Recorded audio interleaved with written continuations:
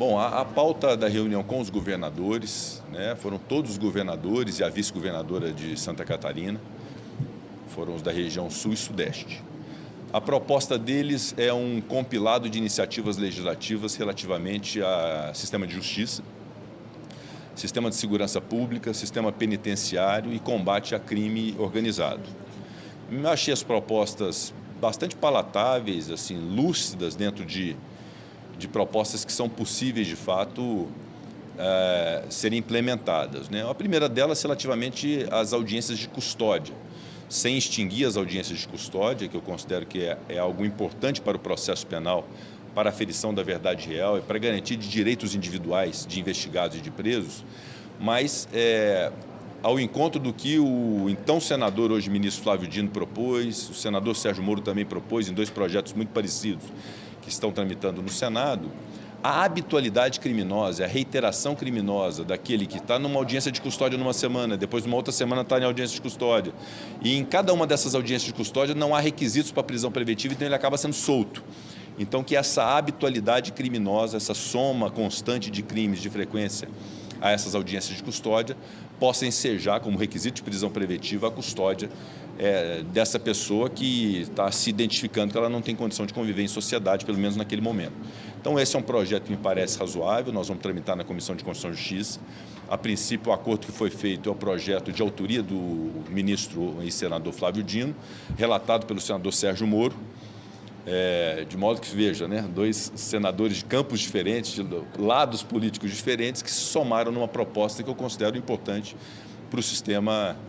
de justiça. Uma outra proposta relativamente à segurança dos policiais em relação às abordagens, ou seja, garantir aos policiais que estão a serviço do Estado, garantindo a segurança pública, que eles tenham segurança de fazer a abordagem, obviamente com critérios,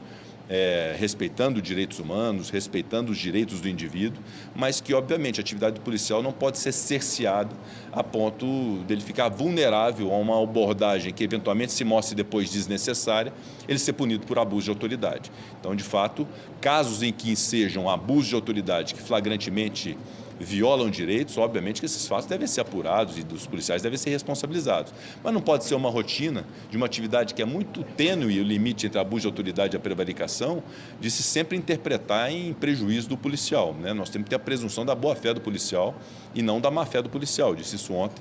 e nós temos que contribuir para que os policiais tenham liberdade na sua atuação. Esse também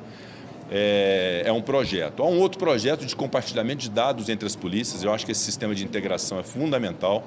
entre polícias de estados diferentes, entre as polícias diferentes do mesmo estado. Então, uma polícia penal que monitora um preso que está com tornozeleira eletrônica, diante de um movimento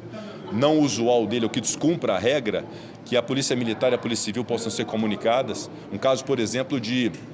violência doméstica, em que um preso está com a tornozeleira eletrônica e proibido de se aproximar da mulher.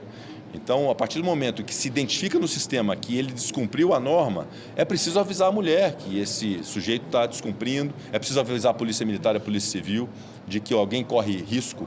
de um feminicídio, porque todos os feminicídios, na maioria dos casos, não todos, talvez não todos, mas na maioria dos casos, eles precedem ou antecedem ameaças, antecedem agressões. E alguém que está com um monitoramento eletrônico, se descumprir, a vítima não ser avisada, a polícia não ser avisada, isso é um erro. Então, esse sistema de integração também me parece uma proposta muito bem colocada e bem ajustada. E eu, particularmente, fiz um pedido aos governadores que eles possam priorizar nos respectivos estados o sistema socioeducativo, apostar na recuperação de menores infratores. O sistema socioeducativo está demonstrado que ele recupera muito melhor e com muito melhor incidência do que o sistema penal comum, investir nessa geração de 0 e 18 anos. Quem comete um ato infracional, por pior que seja, o Estado brasileiro tem que confiar na recuperação e criar um ambiente para recuperação através dos centros socioeducativos. Então, esse investimento de dinheiro, parcerias público-privadas, políticas públicas de fortalecimento do sistema socioeducativo, com uma internação que seja eficiente e ressocializadora de menores, eu acho que é um caminho muito interessante para nós evitarmos que essa geração de 0 e 18 anos seja cooptada pela criminalidade organizada que está implantada no Brasil. Um último projeto, que me pareceu também algo razoável, inserir no Código Penal, no artigo 121 do Código Penal, mais uma causa qualificadora uma circunstância qualificadora do crime de homicídio, que é o crime de homicídio praticado a mando de organização ou associação criminosa. De modo que situações em que o homicídio tenha sido encomendado por organização criminosa, havia então uma qualificadora do crime de homicídio. Me pareceram todas as propostas bem interessantes e nós vamos buscar dar andamento e, obviamente, quem decide se deve ser aprovado ou não é o plenário do Senado. Essa audiência